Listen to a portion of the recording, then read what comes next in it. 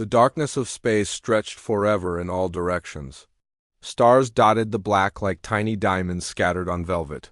But this part of space was not empty. Here, in the Andromeda sector, the most feared fleet in the galaxy moved through. The void, like hungry sharks.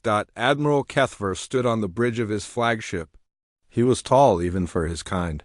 His green scales caught the light from the control panels around him. His yellow eyes watched the stars with the patience of a predator. For 300 years, his people had ruled this part of space. For 300 years, no one had dared to challenge them. The ship he commanded was called the Eternal Dominion. It was huge beyond imagination, 15 kilometers from front to back. So big that smaller ships could dock inside its belly? 200,000 warriors lived and worked inside its metal walls. They came from 12 different worlds that his people had conquered over the centuries. Keth remembered when his grandfather had told him stories of the Great Wars. Wars where entire species had tried to fight back against the Zephyrian hegemony. They had all failed. Their worlds now served the hegemony. Their children learned Zephyrian language in school. Their resources fed the great war machine that kept expanding across the stars. The bridge was quiet except for the soft hum of machines.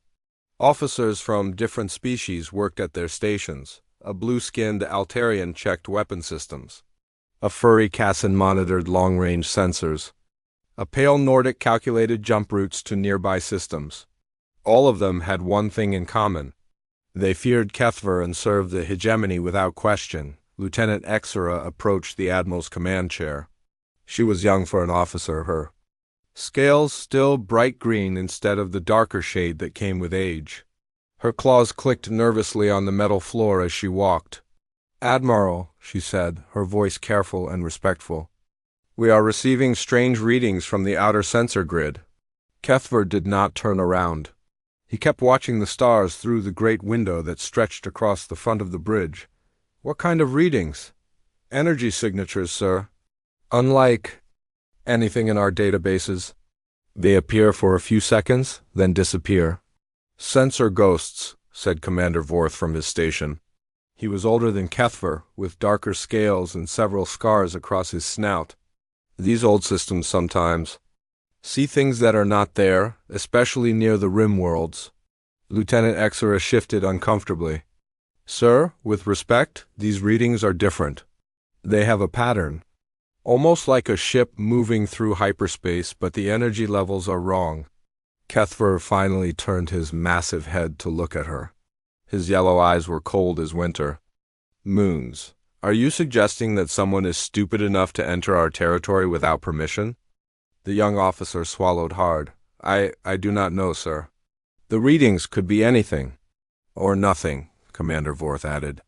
"In my 40 years of service, I have seen sensors create phantom readings from solar winds, asteroid impacts even. Old weapons fire from battles fought centuries ago." Keth stood up from his chair.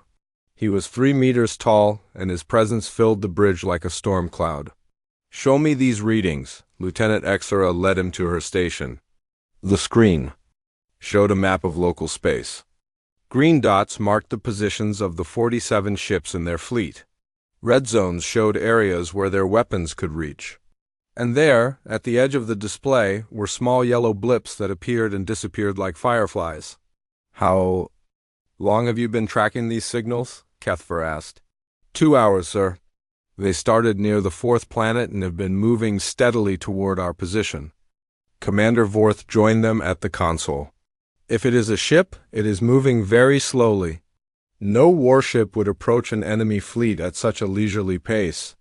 "Unless they do not know we are here," said Lieutenant Exera. "Impossible," Vorth replied.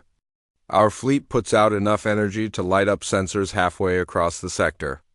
Any ship with working instruments would detect us from a light year away." Keth studied the display. Something about the pattern bothered him. In his long career, he had learned to trust his instincts. Right now, those instincts were telling him that something was wrong. "Send a squadron to investigate," he ordered. 6 heavy cruisers. Tell them to maintain weapons lock, but do not fire unless fired upon." "Sir," Commander Vorth said carefully, Perhaps we should simply ignore these readings. If it is just sensor noise, ... Keth's tail lashed behind him, a sign of irritation that every crew member recognized. I did not ask for your opinion, Commander. Send the squadron. Yes, sir. For the next hour, they waited. The 6 cruisers moved toward the source of the strange readings while the rest of the fleet maintained position. Each cruiser was a kilometer long and carried enough firepower to destroy a small city. Together, they represented more military might than most species could gather in their entire fleet. Then the squadron leader's voice crackled over the communication system. Admiral, this is Captain Zeth aboard the Conquest. We have reached the coordinates of the energy readings. Report, Keth ordered. Sir, we are not detecting any ships or structures. However, our sensors are picking up some kind of distortion in space-time. It is very faint, almost like looking at heat waves above hot sand. Lieutenant Exera checked her instruments. Sir, I am still getting energy readings from that area. They are stronger now, more focused. Captain Zeth, Keth called. Move your ships into a standard search pattern. If something is out there, find it. Understood, Admiral. Beginning search now. The bridge crew watched their screens as the 6 cruisers spread out and began scanning the empty space around them. Their powerful sensors could detect objects as small as escape pods from thousands of kilometers away. If anything was hiding, in that area they would find it. Minutes passed. Then Captain Zeth's voice returned, and this time there was something different in his tone, something that might have been nervousness. Admiral, you need to see this. We are transmitting visual data now. The main screen on the bridge flickered and changed. Now it showed the view from one of the cruisers. Stars filled the background. But in the center of the image was something that made several crew members gasp. It was a ship, but unlike any ship they had ever seen. It was dark, so dark that it seemed to absorb light rather than reflect it. Its shape was strange, angular in ways that hurt the eyes to look at. It was not huge by military standards, perhaps 800 meters long, but there was something about it that made it seem dangerous in a way that had nothing to do with size. Where did that come from? Commander Vorth demanded. It was not there 30 seconds ago. Sir, said the communications officer, a nervous Cassin with trembling fur, the ship is not responding to our hails. We have tried every frequency and protocol in our database. Kethver stared at the image. The ship looked wrong somehow, as if it did not belong in normal space. Its hull seemed to shift slightly when he was not looking directly at it, like something seen from the corner of the eye. What species builds ships like that? He asked. The intelligence officer, a pale Nordic named Cirque, checked his files. Nothing. In our records, the design does not match any known military architecture. The hull material appears to absorb electromagnetic radiation across all spectrums. Stealth technology, Vorth said. That is why we could not see it clearly. But our sensors detected energy readings, Lieutenant Exora pointed out. If it was truly stealthed, we should not have been able to track it at all. Kethver felt a chill run down his spine.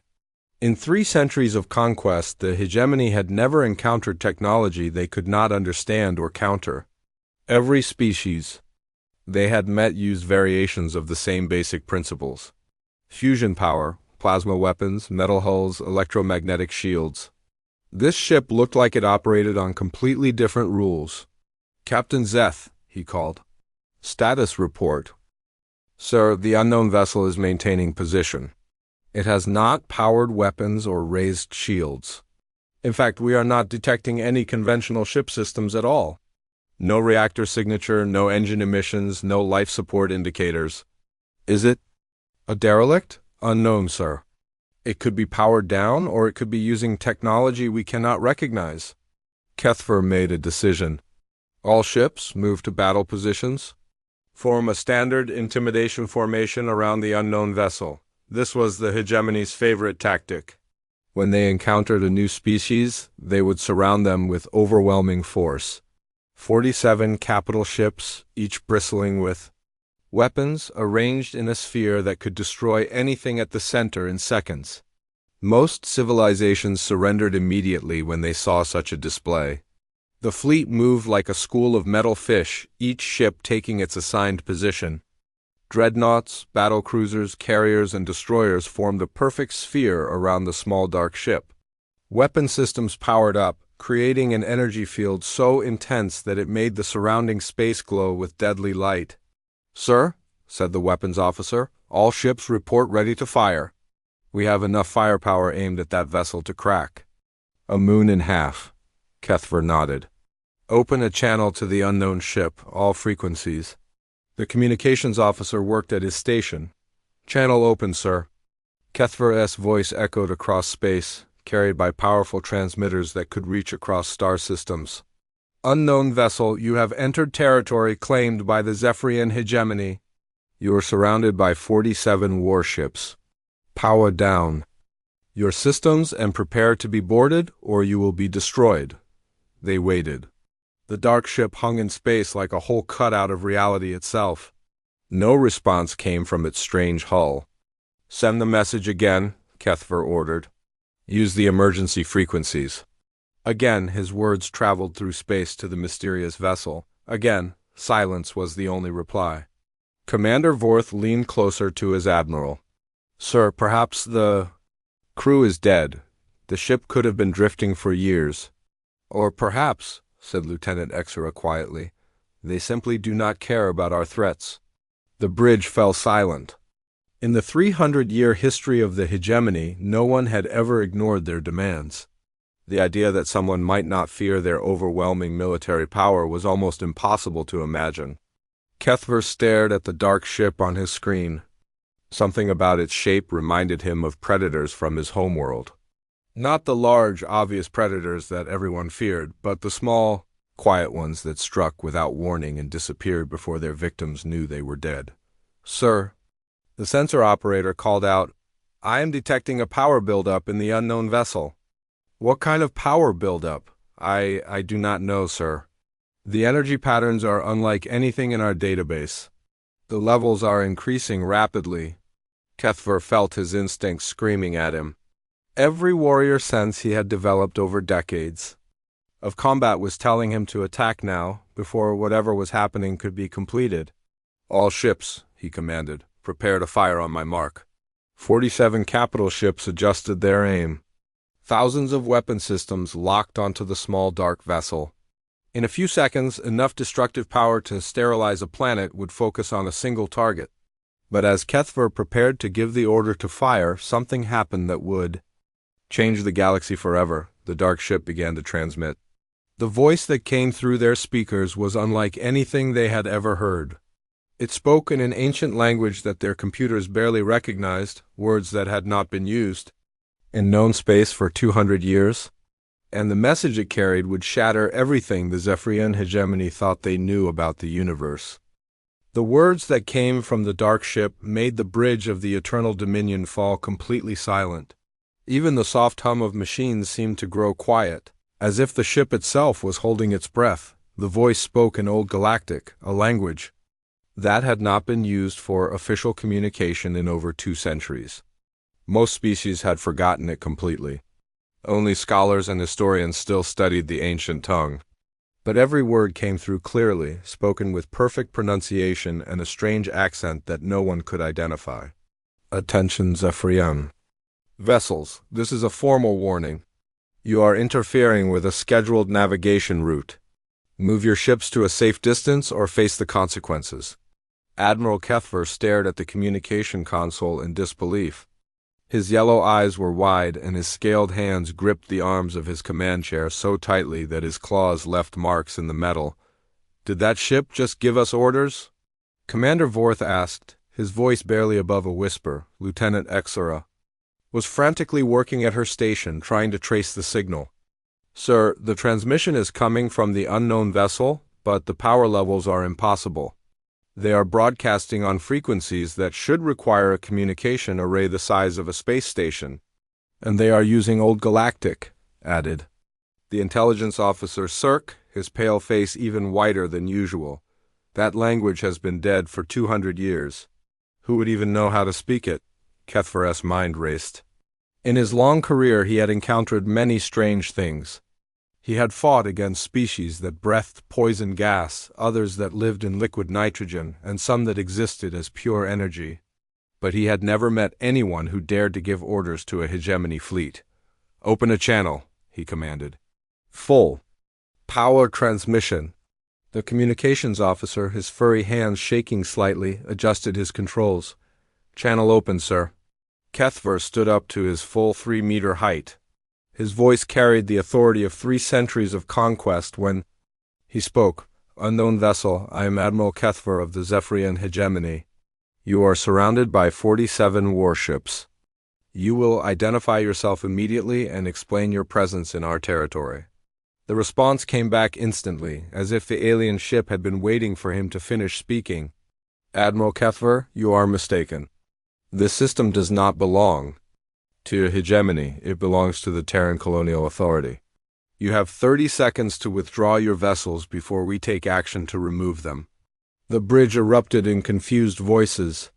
Officers from different species all began talking at once, their various languages creating a babble of sound that filled the air. "Terran?" gasped Lieutenant Exera. "But that is impossible." Commander Vorth was already pulling up files on his screen. "Terrans were the original name for humans. But the human species was completely wiped out during the Great Purge. We made sure of that ourselves." Intelligence Officer Cirque nodded grimly. 200 years ago, the hegemony led a coalition of 12 species against the human colonies. Every human world was sterilized. Every human ship was destroyed. We have the records. We watched their home planet burn. Kethver felt a cold sensation in his stomach. He remembered the stories from his grandfather's time. The humans had been a young species, barely 500 years into space travel. They had claimed a few dozen worlds on the outer rim of the galaxy.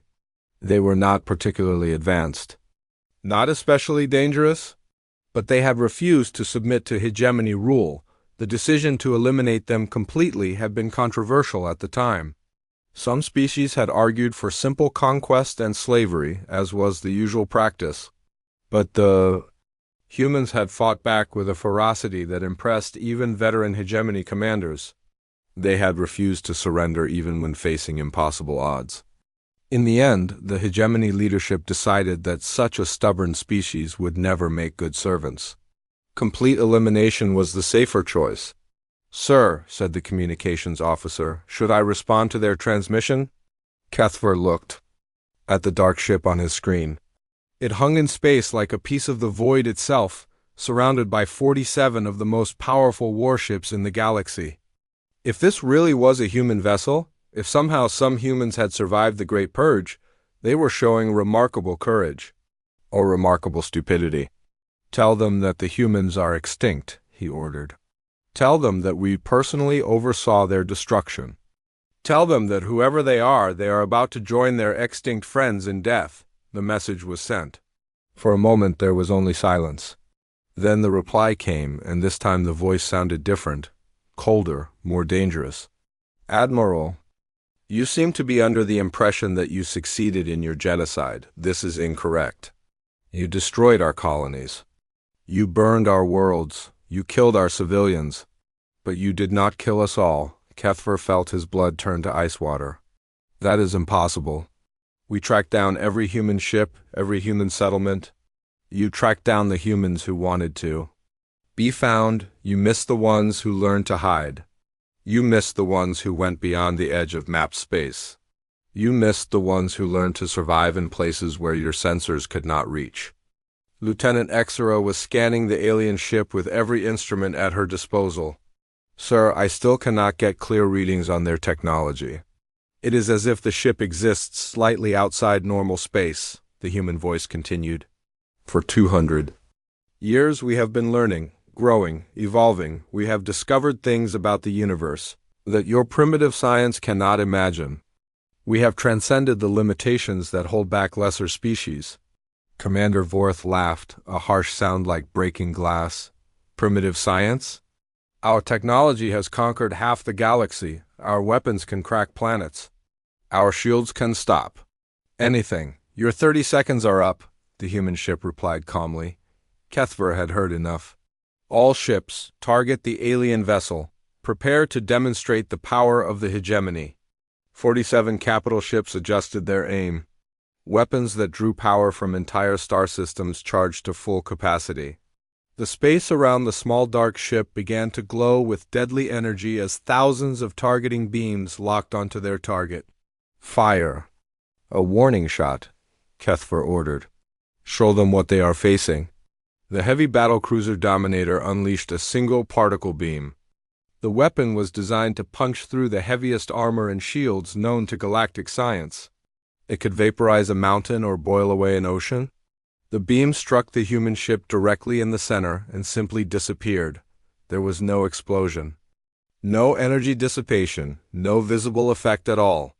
The beam hit the dark hull and vanished as completely as if it had never existed. What just happened? Commander Vorth demanded. Lieutenant Exera stared at her instruments in confusion. Sir, our sensors registered the beam hitting the target, but then nothing. It is as if the energy was absorbed into another dimension. Impossible, Kethver snarled. No shield technology can completely absorb a particle beam of that magnitude without any visible effect. The human ship transmitted again. Impressive weapon, Admiral. Unfortunately for you, we learned long ago how to redirect energy into pocket dimensions. Your primitive beam weapons cannot harm us. Kethver's patience finally snapped. 200 years ago, his people had crushed the humans like insects. Now this single ship dared to mock the greatest military force in the galaxy. It was time to remind the universe why the Zephyrian hegemony was feared across 1,000 worlds. All ships, he roared, open fire. Everything you have. Turn that ship into cosmic dust. 47 warships unleashed their full arsenal simultaneously. Particle beams, plasma cannons, fusion torpedoes, antimatter missiles, gravity bombs, and quantum disruptors all fired at once. The combined firepower was enough to destroy an entire fleet or sterilize the surface of a planet. The dark ship vanished. For a moment, the bridge crew thought their weapons had actually worked. The target had been completely vaporized, destroyed so thoroughly that not even atoms remained. But then Lieutenant Zora's voice cut through their celebration. Sir, the vessel is still there, it just moved. On the main screen, the human ship appeared again, but now it was in a completely different position. It had somehow traveled several thousand kilometers in an instant, appearing behind a group of hegemony destroyers. How did it move so fast? Commander Vorth asked. No ship can accelerate that quickly without turning its crew into paste. Sir, said the sensor operator, his voice tight with fear, I do not think it moved through normal space. The energy readings suggest it somehow stepped outside of our dimension and then back in. The human transmission came again, but now there was something different in the voice. Something that sounded almost like amusement. Admiral, you seem confused. About the nature of your situation, allow us to clarify. You are not facing a ship. You are facing the evolved descendants of the species you tried to exterminate. We are no longer bound by the laws of physics that limit your primitive vessels. The dark ship began to move, but not like any ship they had ever seen. It did not accelerate gradually or follow predictable flight paths. Instead, it seemed to flicker in and out of existence, appearing and disappearing across the battlefield. Like a ghost? Track it? Kethver ordered. All ships maintain firing solutions. But tracking the human vessel was impossible. It appeared beside one ship, vanished before weapons could lock on, then materialized near another ship on the opposite side of the formation. It was as if it could exist in multiple places at once, or travel instantly between any 2 points in space. Sir, Lieutenant Exera reported, her voice shaking, the alien ship is not following any known principles of movement. It appears to be phasing in and out of normal space-time. That is impossible, Commander Vorth insisted. Nothing can exist outside the normal dimensions. Everything you believe about reality is wrong, the human voice said, somehow reaching them even though their communications were supposedly secure. While you conquered and enslaved, we learned to transcend. We discovered that the universe has layers, dimensions beyond the three you can perceive. We learned to exist in the spaces, between spaces. The human ship flickered again, this time appearing directly above the Eternal Dominion. Kethver looked up through the transparent aluminum dome above the bridge and saw the dark hull hanging over them like a predator about to strike. Then it was gone again, reappearing at the edge of the formation. "This is some kind of trick," Kethver said, but his voice lacked conviction. "Advanced hologram technology or stealth systems. If you need proof of our capabilities," the human ship replied, "observe what happens to the vessel designated as Heavy Cruiser 7. Every eye on the bridge turned to the tactical display. Heavy Cruiser 7 was the Devastation, a kilometer-long warship with armor thick enough to withstand direct hits from fusion bombs. Its shields could deflect asteroids. Its weapons could level cities. The human ship appeared directly above it. For a moment, nothing happened. Then the devastation began to change. Its hull started to ripple like water. The metal seemed to flow and shift as if the very atoms that made up the ship were being rearranged. "What is happening to our ship?" Commander Vorth demanded. "The humans are doing something to the molecular structure," Intelligence Officer Cirque reported, his pale face now completely white. "The ship's matter is being reorganized at the quantum level." In seconds, the devastation was gone. Not destroyed, not vaporized, but simply absent. The space where a massive warship had been floating was now empty vacuum. "Where did it go?" Lieutenant Exera whispered. "It has been converted into energy and stored in a pocket dimension," the human voice explained calmly. "The crew is unharmed, but they now exist in a space outside your reality. They will remain there until we decide what to do with them." Kethver stared at the empty space where one of his most powerful ships had been. His mind struggled to process what he had just witnessed. The humans had not fired a weapon. They had not launched a missile or fired a beam. They had simply made a 1,000-meter warship cease to exist. "This is impossible," he said, but even as he spoke the words, he knew they were not true. He was seeing the impossible happen right in front of his eyes. "Admiral," the human ship transmitted, "you have a choice to make. You can continue this attack and watch your entire fleet disappear one ship at a time. Or you can listen to what we have to say." Kethver looked around his bridge. Every officer was staring at him, waiting for orders. But what orders could he give? How did you fight an enemy that could make your ships vanish? How did you defeat technology that operated outside the known laws of physics? For the first time in his long military career, Admiral Kethver of the Zephyrian hegemony did not know what to do. Admiral Kethver stood frozen on his bridge, staring at the empty space where the heavy cruiser Devastation had been just moments before. His yellow eyes darted between the tactical display and the dark human ship that flickered in and out of existence like a nightmare made real. The silence on the bridge was broken by the soft beeping of Lieutenant Zora's console. She looked up at her admiral with fear in her bright green eyes. "Sir, the other fleet commanders are requesting orders. They want to know if they should continue the attack or retreat." Kethver's mind raced. In 300 years of conquest, the hegemony had never retreated from a single enemy. They had never met a foe they could not crush with superior numbers and firepower. But they had never faced anything like this human ship either. "Sir," Commander Vorth said quietly, "perhaps we should consider negotiation.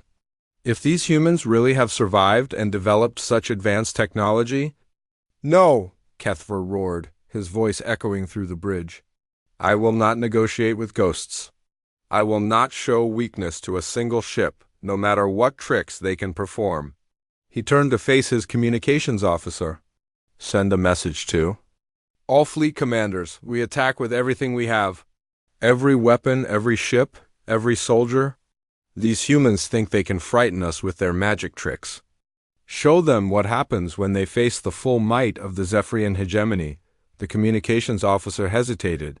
"Sir, are you certain? If they can make ships disappear?" Kethver's tail lashed behind him dangerously. "Are you questioning my orders?" "No, sir." The officer replied quickly, his fur standing on end with fear. Sending your message now. Across the hegemony fleet, 46 remaining warships received their admiral's command. Captains and crew members who had served the Empire for decades. Prepared for what they all secretly feared might be their final battle, the human ship transmitted, one last time before the shooting began. Admiral Keth, you are making a mistake. We offer you one final chance to withdraw. Take your fleet and leave this system. Tell your leaders that humanity has returned.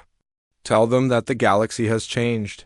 Keth stepped forward, his massive frame casting a shadow across the bridge. I have a message for you, human. My grandfather helped burn your worlds. My father watched your species die.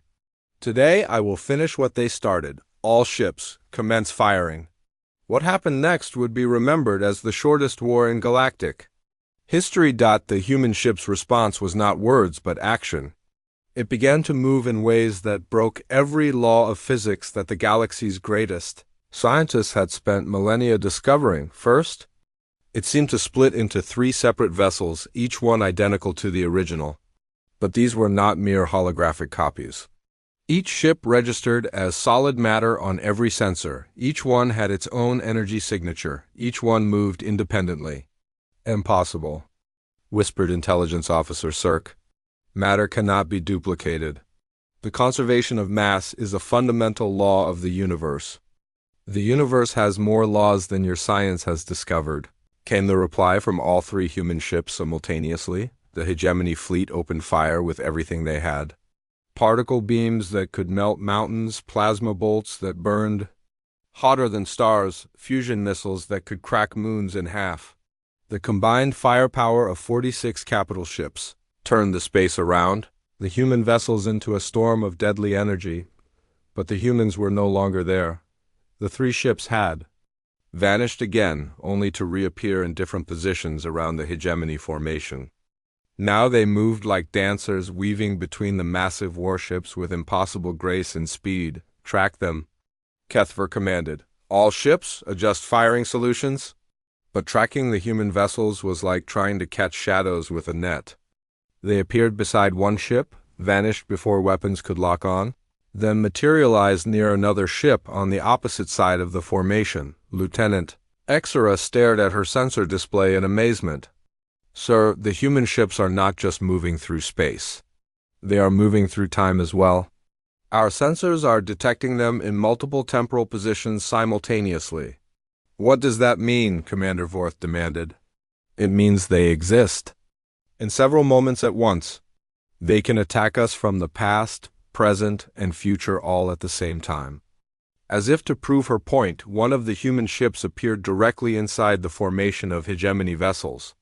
It materialized in the exact center of 3 battlecruisers, so close that their hulls were almost touching. The human ship did not fire weapons. Instead, it began to glow with a soft blue light that seemed to reach into places beyond normal space.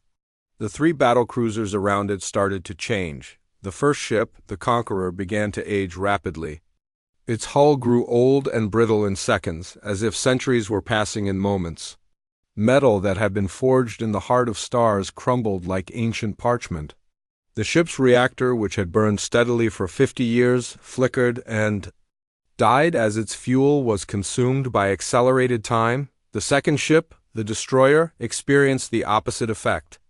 It began to grow younger, its systems reverting to earlier stages of construction. Advanced weapons became primitive tools. Sophisticated armor became simple metal plates. The crew inside found their memories changing as their ship regressed to a state from decades before they were born. The third ship, the Annihilator, simply stopped existing in the present moment. It was still there, but it existed only in the past and future. The crew could see their ship around them, but the rest of the fleet could not detect it at all. They had been moved outside the flow of normal time. "What kind of weapons are these?" Commander Vorth gasped. "They are not weapons," replied one of the human ships. "They are applications of temporal manipulation. We have learned to use time itself as a tool." Keth watched in horror as 3 of his most powerful vessels were neutralized without a single shot being fired. But his fear quickly turned to rage. He had not conquered half the galaxy by backing down from difficult fights. All remaining ships, ram them, he ordered. If we cannot hit them with weapons, we will crush them with our hulls. It was a desperate tactic, but desperate times called for desperate measures. 43 warships turned toward the human vessels and accelerated to maximum speed. Each ship was kilometers long and massed millions of tons. Even if the humans could make them disappear, the collision alone might disrupt their strange technology. The human ships waited until the last possible moment, when the hegemony vessels were so close that collision seemed unavoidable. Then they did something that made every physicist in the galaxy question everything they thought they knew about reality. They became incorporeal. The massive hegemony ships passed right through the human vessels as if they were made of nothing but light and shadow. But as they passed through, something happened to them. Ships that entered from the front came out the back, traveling in reverse. Vessels that had been painted in hegemony colors emerged with hull patterns that had never been seen before.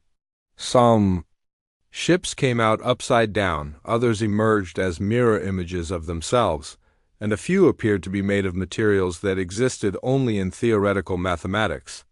"They are rewriting the fundamental properties of matter," Lieutenant Exera reported, her voice filled with awe and terror.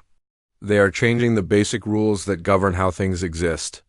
One of the human ships spoke again, its voice now carrying harmonics that seemed to come from dimensions beyond normal hearing. "Admiral Keth, you are witnessing technologies that your species will not develop for 10,000 years, if ever. We have moved beyond the crude manipulation of matter and energy. We reshape reality itself." Kethver looked around his bridge. Half his fleet was gone, destroyed, transformed, or displaced into other dimensions. The remaining ships were scattered and confused, their crews struggling to understand what was happening to them, but the Admiral was not ready to surrender. "Not yet. If you are so powerful," he called out, "why have you not simply destroyed us all? Why do you waste time with these demonstrations?" The reply came from all 3 human ships at once, their voices blending into harmonies that seemed to echo from past and future simultaneously. "Because, Admiral, we are no longer the species you remember.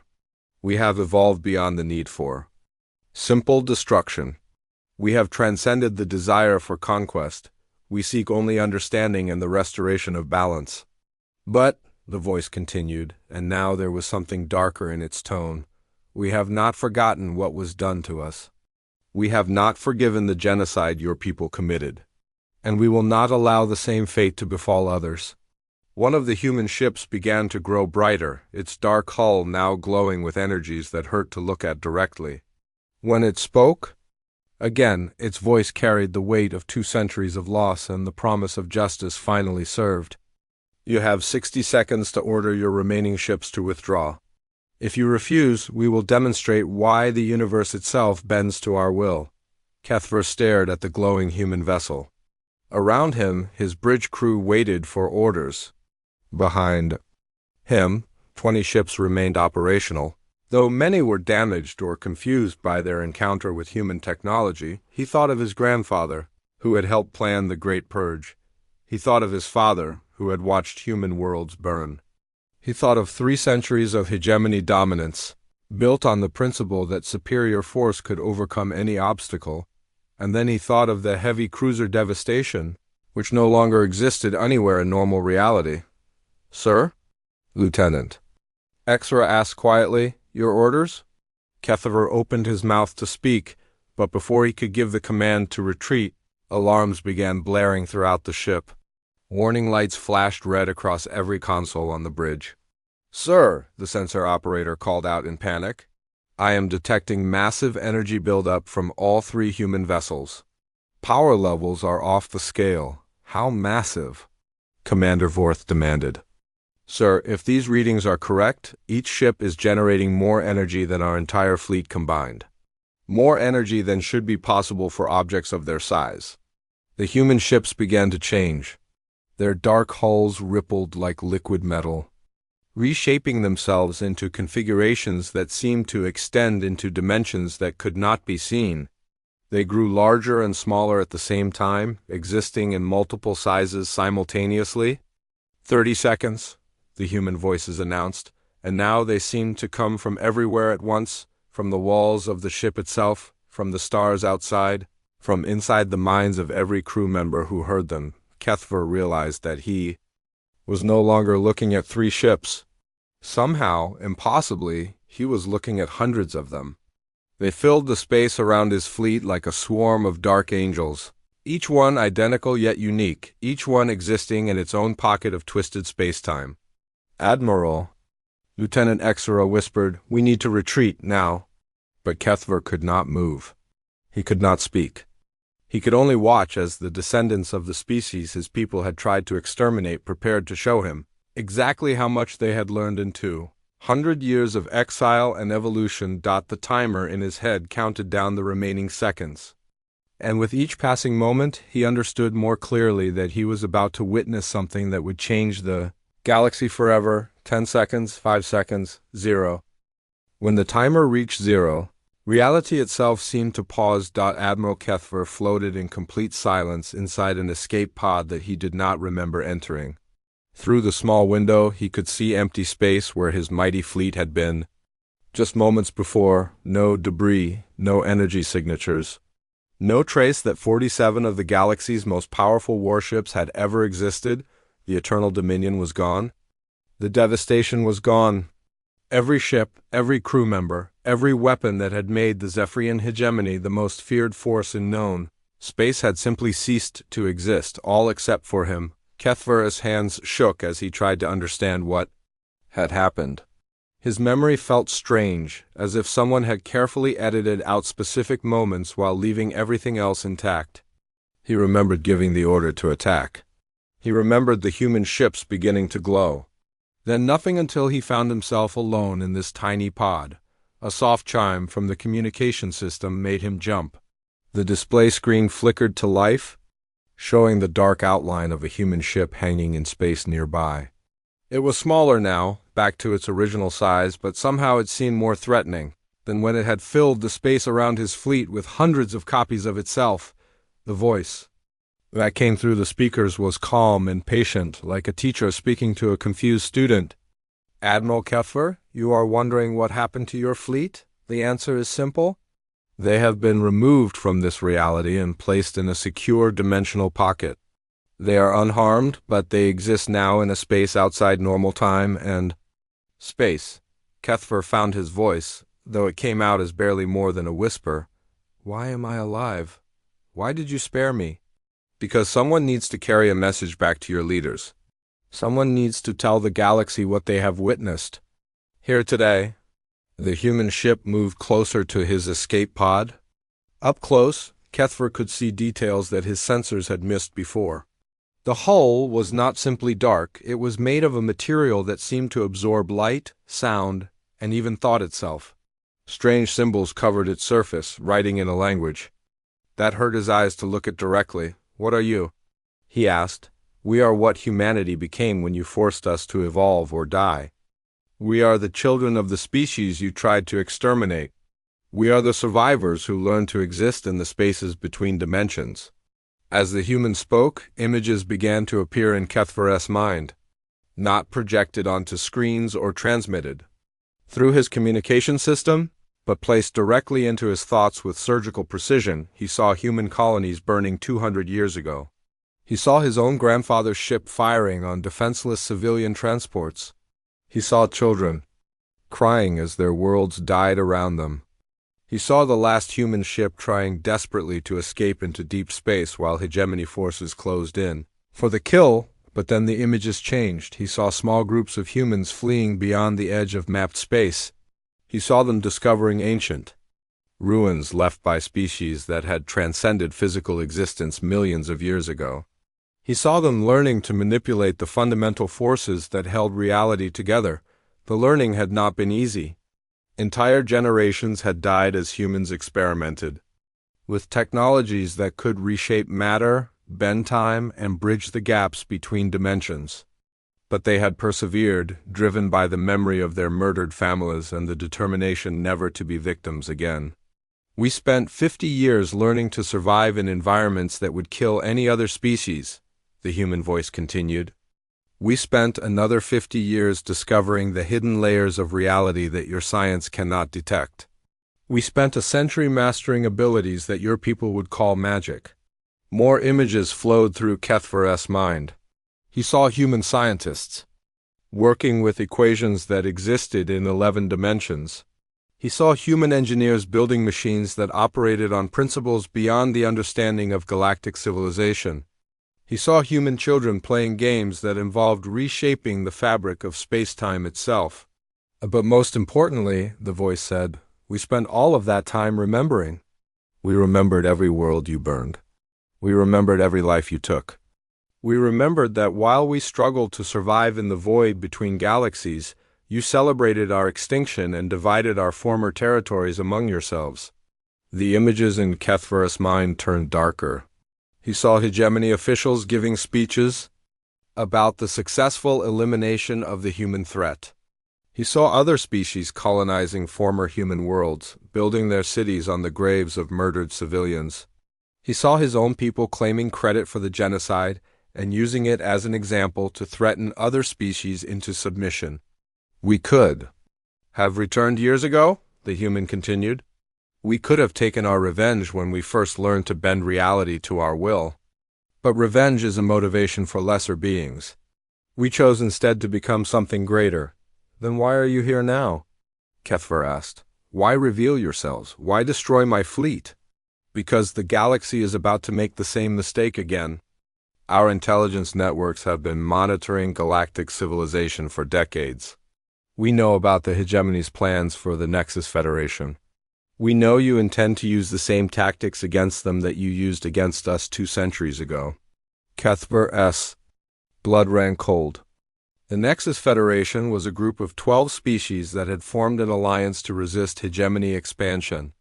Their worlds were rich in resources that the Empire needed. The plan to eliminate them completely had been approved just weeks ago. The Federation is different from us, the human voice continued. They have not learned to transcend physical reality. They cannot escape to other dimensions when you come for them. If you proceed with your genocide, they will die. And you care about this because ... Because we have evolved beyond the need for territory or resources. But we have not evolved beyond the concepts of justice and protection. We will not allow another species to suffer the fate that was inflicted upon us. The human ship began to emit a low, harmonic tone that seemed to resonate through every atom in Keth's body. When it spoke again, its voice carried harmonics that came from dimensions beyond normal hearing. Admiral, you will return to your leaders with a message. You will tell them exactly what you witnessed here. You will tell them that humanity has returned and that we are not the same species they tried to destroy. Suddenly, Keth's escape pod was filled with light. Not the harsh glare of artificial illumination, but a soft, warm radiance that seemed to come from everywhere at once. When the light faded, he found that his pod's communication system had been upgraded with technology he did not recognize. This device will allow you to broadcast on frequencies that reach every inhabited world in the galaxy simultaneously. The human explained. You will use it to deliver our message to every species, every government, every military leader who might be listening. What message? Keth asked, though part of him already knew the answer. The message that the age of genocide is over. The message that humanity stands as guardian for those who cannot protect themselves. The message that any species which attempts to repeat the crimes of the past will face consequences beyond their ability to imagine. The human ship began to move away from his pod, but its voice continued to reach him clearly. You have 1 galactic standard day to deliver this message. After that, we will deliver it ourselves. And our method of delivery will be far more dramatic than yours. Keth watched the human ship retreat until it was just a dark speck against the stars. Then, with a flash of light that hurt his eyes, it vanished completely. He was alone in the vast emptiness of space, the sole survivor of the most powerful fleet the galaxy had ever seen, his hands trembling, He activated the strange communication device the humans had installed in his pod. Instantly, his instruments showed that he was connected to communication networks across the entire galaxy. Every major world, every military headquarters, every government center was receiving his signal. For a moment he hesitated. What he was about to say would change everything. It would shatter the hegemony's reputation as the galaxy's supreme military force. It would reveal that their greatest triumph, the extinction of humanity, had been a failure. It would make him the messenger of their greatest defeat. But what choice did he have? He had seen what the humans could do. He had witnessed technology that operated beyond the laws of physics his people understood. He had felt the casual ease with which they had removed his entire fleet from existence. Taking a deep breath, Admiral Keth began to speak. This is Admiral Keth of the Zephyrian Hegemony, broadcasting on all frequencies to every world in the galaxy. What I'm about to tell you will sound impossible, but I speak as the sole witness to events that have changed the balance of power in our galaxy forever. He paused, looking out at the empty space where his fleet had been. 2 hours ago, my battle group encountered a single vessel of unknown origin. This ship identified itself as belonging to the human species, which we believed to have been extinct for 200 years. We were wrong. Across the galaxy, communication centers fell silent as operators and officials tried to process what they were hearing. The humans have not only survived, they have evolved far beyond anything our science can comprehend. They possess technology that allows them to manipulate time, space, and reality itself. In less than 5 minutes, a single human vessel eliminated 47 of our most powerful warships without sustaining any damage. Keth's voice grew stronger as he continued. But this demonstration of power was not an act of conquest. It was a warning. The humans have returned not as conquerors but as protectors. They have declared that the age of genocide is over. Any species that attempts to completely eliminate another will face their intervention. He looked directly into the communication device's visual pickup, knowing that his image was being broadcast to billions of beings across thousands of worlds. Leaders of the galaxy, hear this message clearly. Humanity has transcended the limitations that bind the rest of us. They exist partially outside our reality, wielding forces that we cannot understand or counter. They have made it clear that they will not tolerate the complete destruction of any species. The communication ended, and Keth was alone again with his thoughts. He did not know what would happen next. He did not know how his leaders would react to his message. He did not know if the galaxy would believe his story or dismiss it as the ravings of a defeated commander.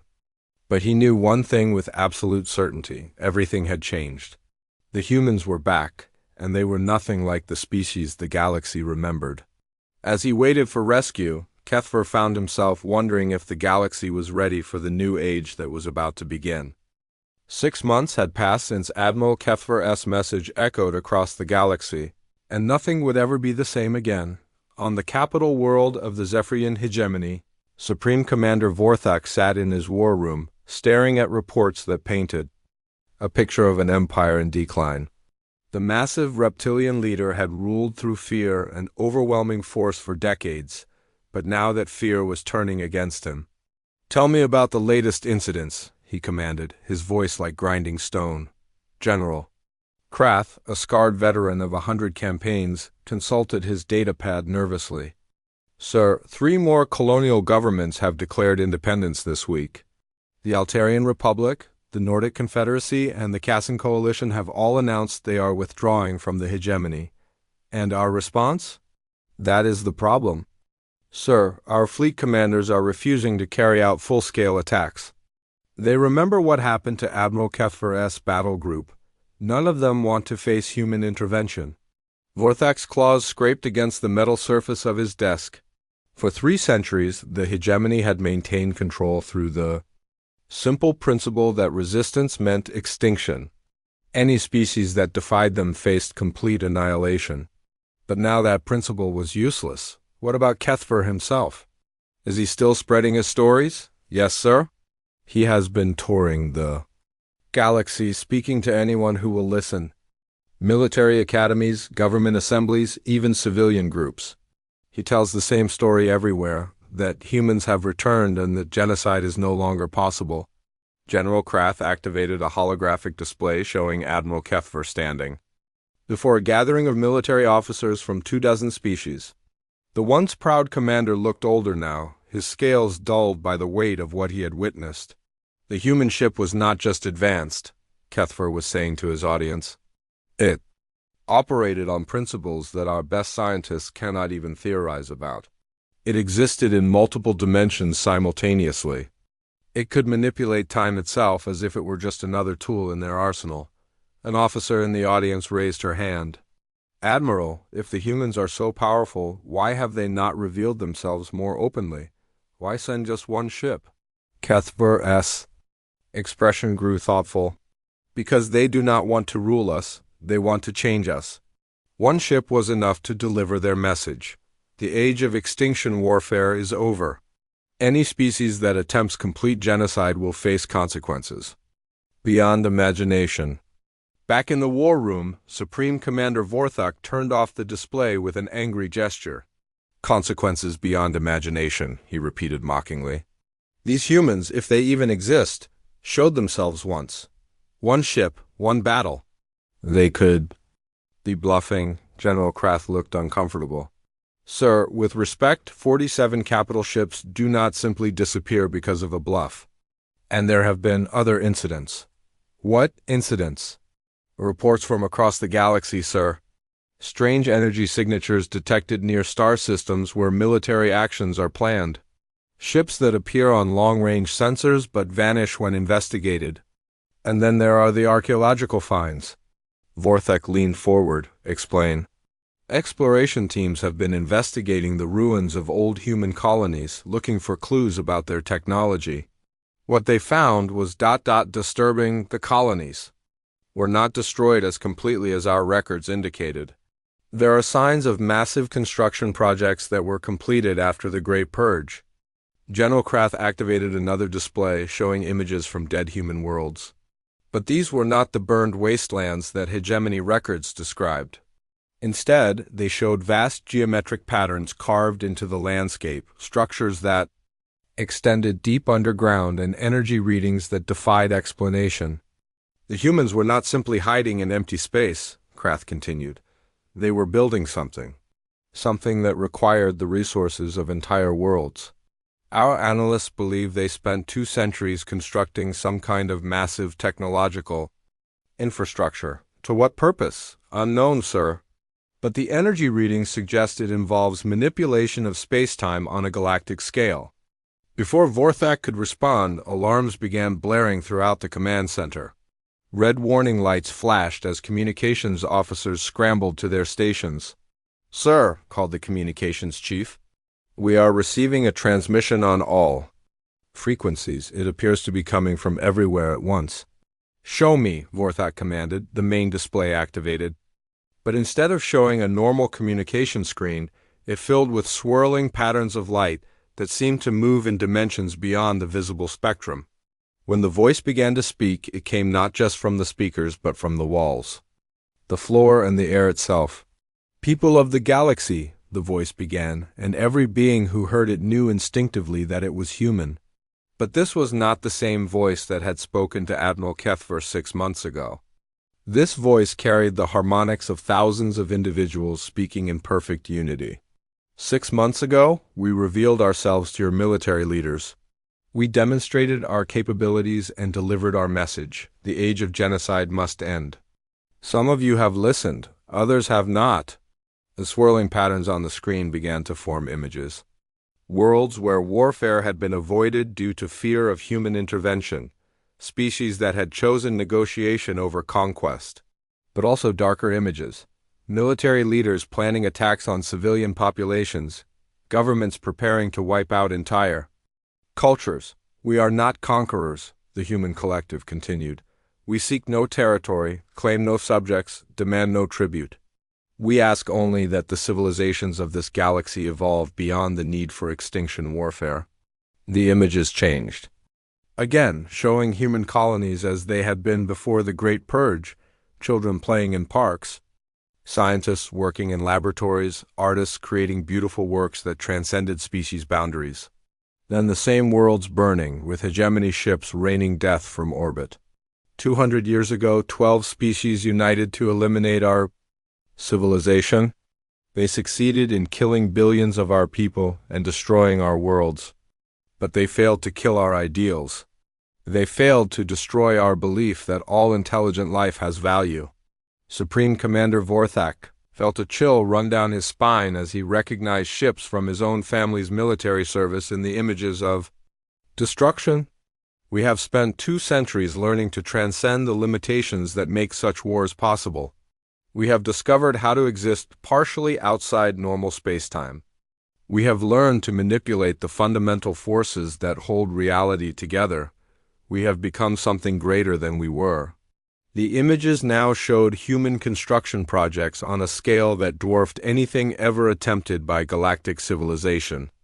Structures that spanned entire star systems, energy networks that connected distant galaxies, beings that seemed to exist in multiple dimensions simultaneously.